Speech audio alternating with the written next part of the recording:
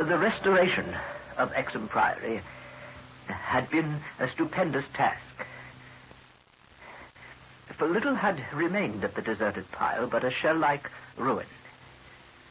But because it had been the seat of my ancestors, I let no expense deter me. The place had not been inhabited since the reign of James I, when a tragedy of intensely hideous, though largely unexplained nature occurred. It appeared that my ancestor was accused, with much reason, of having killed all the other members of his household in their sleep. This deliberate slaughter, which included his father, as well as 3 brothers and 2 sisters, was strangely condoned by the villagers and slackly treated by the law. With this sole heir nevertheless legally denounced as a murderer, the estate had reverted to the crown, the accused man making no attempt to exculpate himself or regain his property. Shaken by some horror greater than that of conscience or the law, and expressing only a frantic wish to exclude the ancient edifice from his sight and memory, Walter de la Power fled to the United States, where, by the end of several generations, the family had achieved a proud and honorable, if somewhat reserved and unsocial, Virginia line. After the Civil War, the family moved north. I emerged and grew to manhood, to middle age, and to ultimate wealth within the grayness of a Massachusetts business life.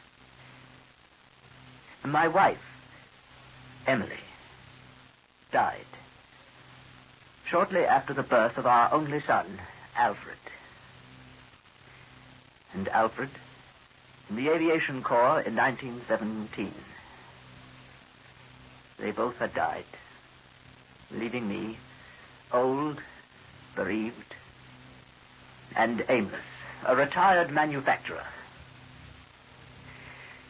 I traveled, eventually to England, eventually to Anchester, eventually to the ancient family seat, Exham Priory itself.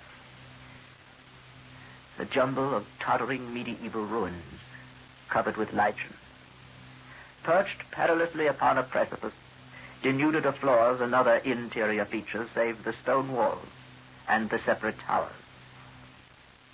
The priory had been allotted to the estate of the Norris family by the crown. And now, 3 centuries later, I purchased the ruin for a surprisingly reasonable figure, and resolved to divert my remaining years by restoring my ancestral home.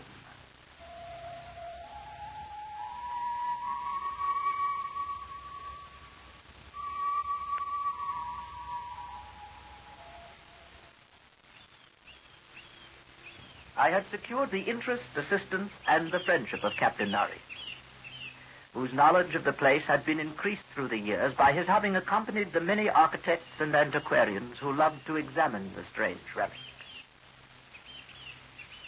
Mind your foot on that big stone over there. The architecture, you see, is peculiarly composite. Gothic towers resting over there on Saxon or Romanesque substructure.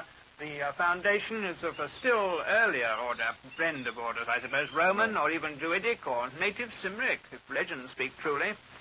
And merged on the one side, you see, down here, with the solid limestone of the precipice. Amiable Captain Norris.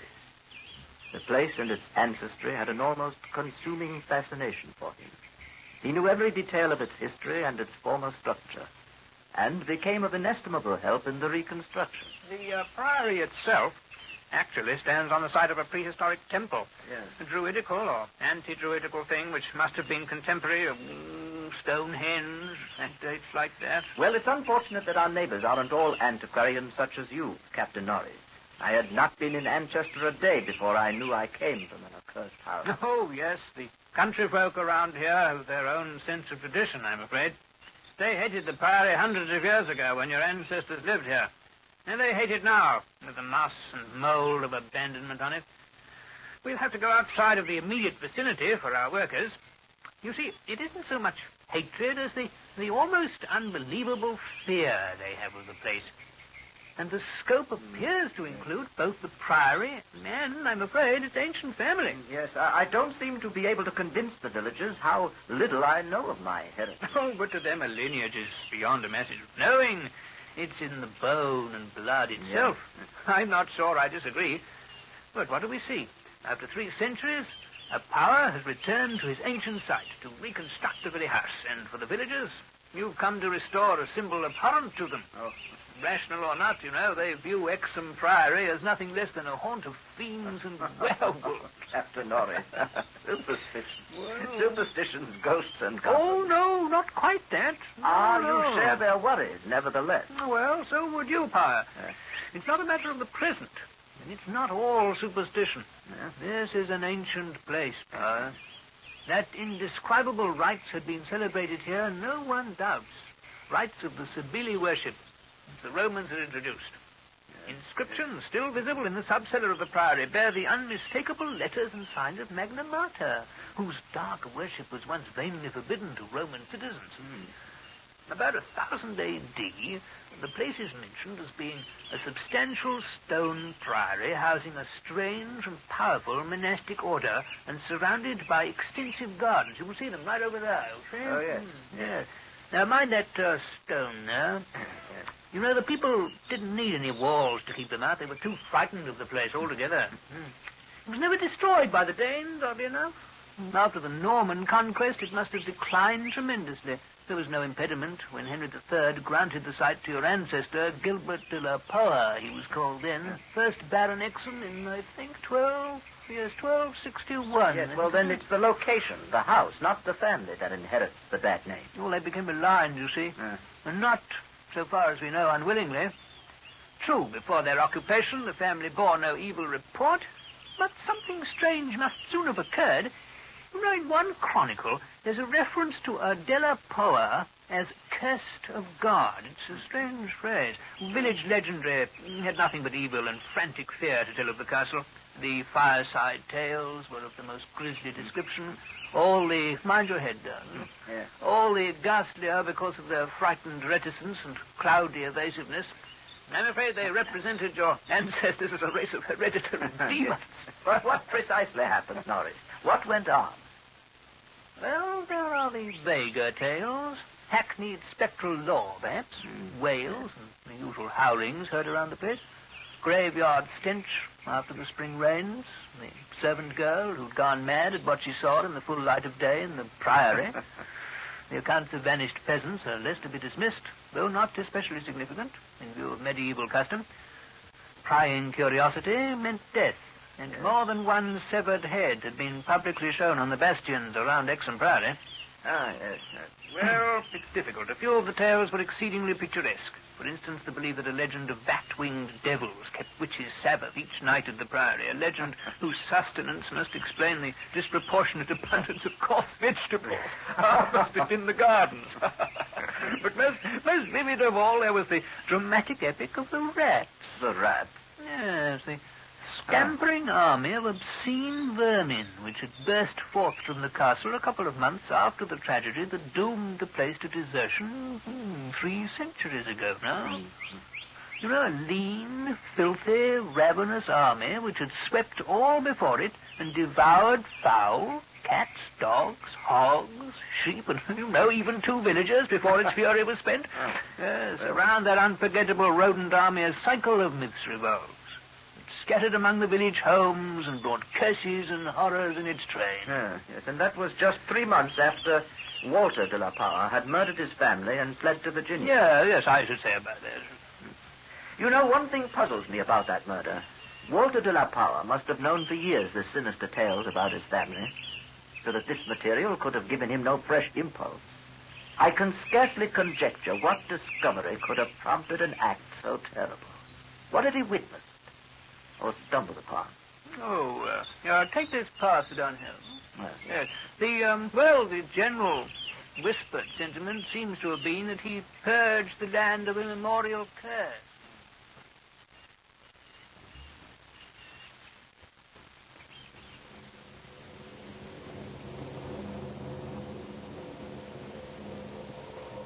Such was the law that assailed me as I began, with an elderly obstinacy, the work of restoring my ancestral home. While living with Captain Norrie's family during the restoration of the priory, I collected many such tales of superstition or fact.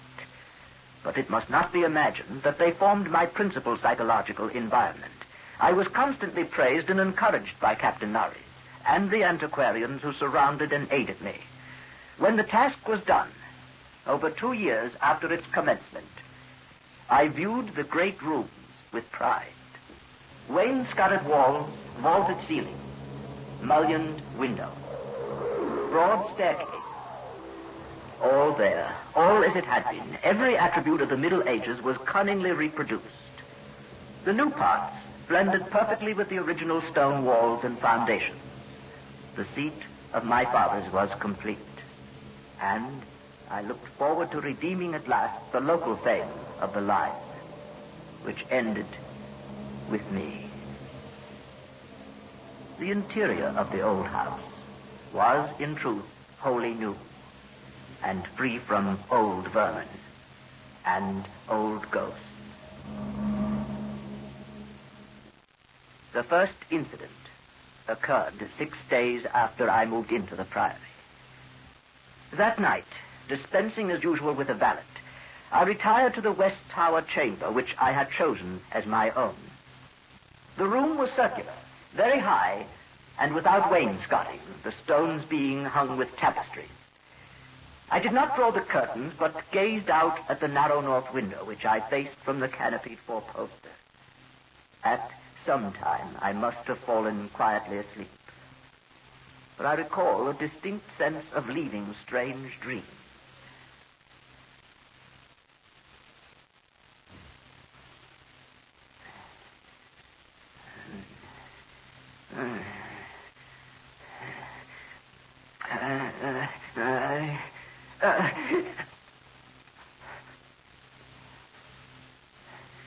As I awoke, I found myself looking intensely at a point on the wall, a point to which my eye had nothing to market, but toward which all my attention was directed. Whether the tapestry actually moved, I cannot say. I think it did very slightly. But what I can swear to is that behind it I heard a low, distinct scurrying, as of mice or rats. Then it was gone. Some sort of effect of echo, perhaps, coming from some other area of the house. There was no need of my looking behind the arras, for the walls were of solid stone, several feet thick.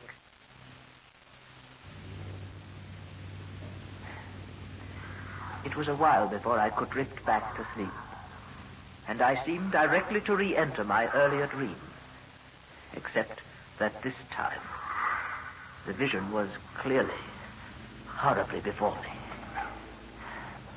I seemed to be looking down from an immense height upon a twilit grotto, knee-deep with filth, where a white-bearded demon, a swineherd, drove about with of fungus beasts, whose appearance filled me with unutterable loathing. Then, as the swineherd paused and nodded over his task, a mighty swarm of rats rained down on the stinking abyss and fell to devouring beast and man alike. But suddenly I was awake, wide awake. On every side of the chamber, the walls were alive with nauseous sound, the verminous slithering of ravenous, gigantic rats. I could see a hideous shaking all over the tapestry. But the motion disappeared almost at once, and the sound with it. I sprang out of bed and tore aside the arras to see what lay beneath it. Nothing. Nothing but the patched stone wall. I stepped out of the room and stood for a moment at the head of the great ancient stairway, listening to the house. I could hear them. I could hear them faintly at first, but coming from all the walls. And as I descended, the stampeding continued with such force and distinctness that I could finally assign to their motions a definite direction. These creatures, in numbers apparently inexhaustible, were engaged in one stupendous migration from inconceivable heights to some depth inconceivably below. Rats? When I questioned the servants, they said they heard nothing. I didn't want to alarm them by insisting. No, I wasn't dreaming, Norris. It was no dream. But there have been no rats at the Priory for 300 years. Even the field mice couldn't be found in these high walls. Wherever would they be found in walls of solid stone? You say they were headed downward. Captain Norris helped me explore the subcellar, but absolutely nothing untoward was found. We could not, however, repress a thrill at the knowledge that this vault was built by Roman hands. You see up here, it's not the debased Romanesque of the bungling Saxons, but the severe and harmonious classicism of the age of the Caesars. Look here at these inscriptions. T.M. Temp Dona Lucius Praecius Pontificatus. What is it? Attis. Yes. Attis. The reference made me shiver, but I had read Catullus and knew something of the hideous rites of the Eastern God, whose worship was so mixed with that of Cybele. Look, hold your lantern up here. No, not that one. That's by this stone block here. Oh, yes, I see. Yes, you see the design cut into it? A sort of rayed sun? That's not Roman. No, that's not Roman at all. It's of an earlier origin. These altars had merely been adopted by the Roman priests from some older, perhaps aboriginal temple on the same site. Come down here. Let's have a look down here. Norris and I determined to pass the night in the crypt, and couches were brought down by the servants. We retired with the lanterns still burning to await whatever might occur. The vault was very deep in the foundations of the priory, and that it had been the goal of the scuffling and unexplainable rats, I could not doubt. But why? Why? As we lay there expectantly, I found my vigil occasionally mixed with half-formed dreams. I saw the twilit grotto and the swineherd, the fungus beasts wallowing in filth. They seemed nearer and more distinct. I could almost observe their features. Beast, but not exactly beast. They became more distinct as I watched, looking up at me. Terrifying.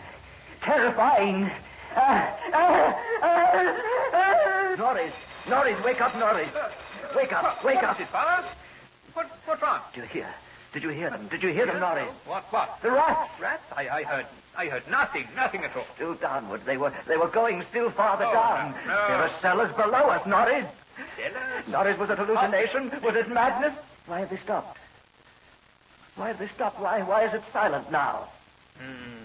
Perhaps you've been shown what certain forces wish to show you. They were headed downward. In this altar. See, Norris? The lantern flickers at the crevice here between the altar and the floor. There must be some kind of... By Jove! There must be some way of descending, some door, some kind of entrance. Balanced by some sort of counterweight, I expect. You see? Look here, look. Yes. The entire stone pivots aside. By Jove! There's your cellar power.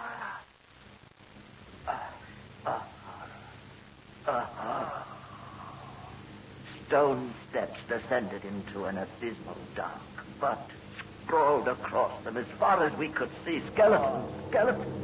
Attitudes of panic fear all over them. The marks of rodent noise. A ghastly array of human or semi-human bones. creaked, semi-aped them. We descended the hellishly littered steps. Horrifying, but extraordinary. Look here. Out through solid rock.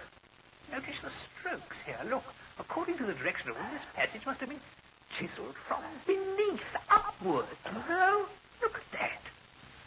You notice the air? There's a cool movement of air. Probably some fissure in the cliffs above. Yes, look, Pa, the stairway ends here.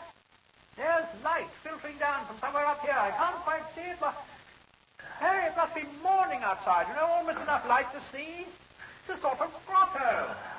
Enormous. You can just barely... The descent from reality had almost prepared me for what was to come. Norris, when I reached him, stared out with a look resembling that of the skulls at his feet. Then I followed his eyes over the subterranean world before us. Dear God. We must not underestimate the archaeological importance of such a discovery as this. The Twilit Grotto was of enormous height and stretched farther than any eye could see. There were buildings and other architectural remains. In the center, a circle of monoliths, but dwarfed, everything dwarfed by the spectacle on the ground. An insane tangle of bones, human or nearly so. Like a foamy sea, they stretched postures of demonic frenzy, either fighting off some menace or clutching other forms with cannibal intent. Yes, these skulls suggest a rather baffling mixture. Mostly lower in the scale of evolution than Pithecanthropus, but in every case definitely human. Actually, some of them seem to be supremely and sensitively developed types. Horror upon horror. All the bones gnawed. Altars serving as butcher shop and kitchen. Mostly by rats. Cauldrons. Dining tables. Not all by rats, my Jack. Goblets brown-stained and dried. Horror upon horror. Notice the stone pens over here, for the keeping of herd, I expect, and out of which they must have broken in their last delirium of hunger or rat fear. Herds of some primordial human type. Yes, fascinating. And there are a row of cells, nearly rusted through. Their tenants still locked inside. And on the bony forefinger of one, a steel ring with my own coat of arms. Strange ideographic carvings here on some of the skulls. Here, look at this, Pa. You know, I believe they're Phrygian in origin.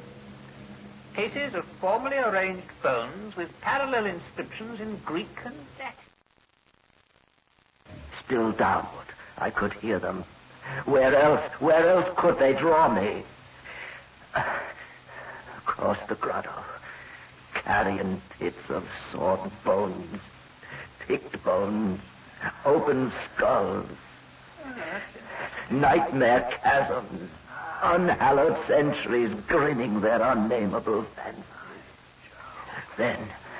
Then to the edge of a depth hideously foreshadowed by my dreams.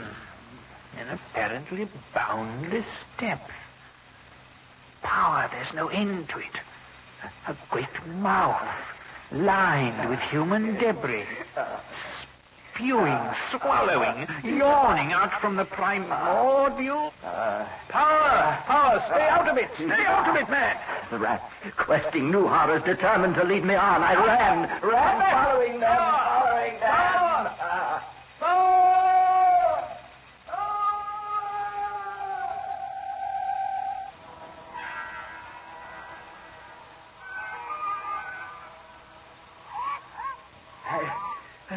I heard voices, echoes, but above all that insidious scurrying. I felt them all around me. I was one of them, part of the ravenous army that feasts on the living and the dead. Well, why shouldn't rats eat a deal of power? As a deal of power eat forbidden things? No, I am not that demon in the Twilit Grotto. It's not Nari's body I tear apart. In the blood I feast upon, and flesh, you faint and tear at what my family do. Blood, I'll stick it, I'll learn you how to grunt. Words is wine cathedral wine. Magna Mater! Magna Mater! Amazanduga!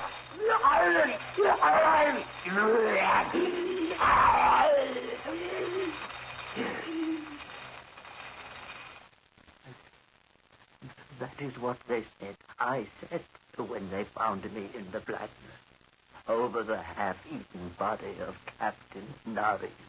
Now they have blown up Hexham Priory and shut me into this barred room at Hanwell. With fearful whispers about my heredity and experience. When I speak of poor Norris, they accuse me of a hideous thing. But they must know that I did not do it. I did not do it. They must know it was the rat. It was the rat whose scampering will never let me sleep.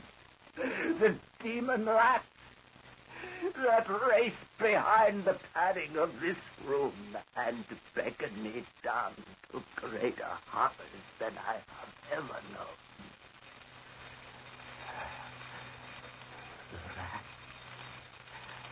The rat they can never hear.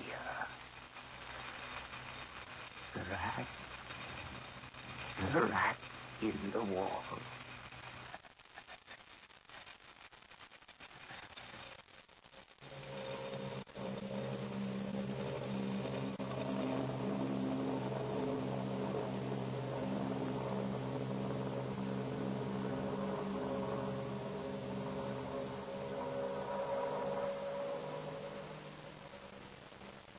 That was The Rat in the Wall by H.P. Lovecraft. The part of Captain Norris was played by Bernard Mays, and Powers was played by your host of Black Mass, Eric Bauerfeld. The technical production was by John Whiting. And now, good night.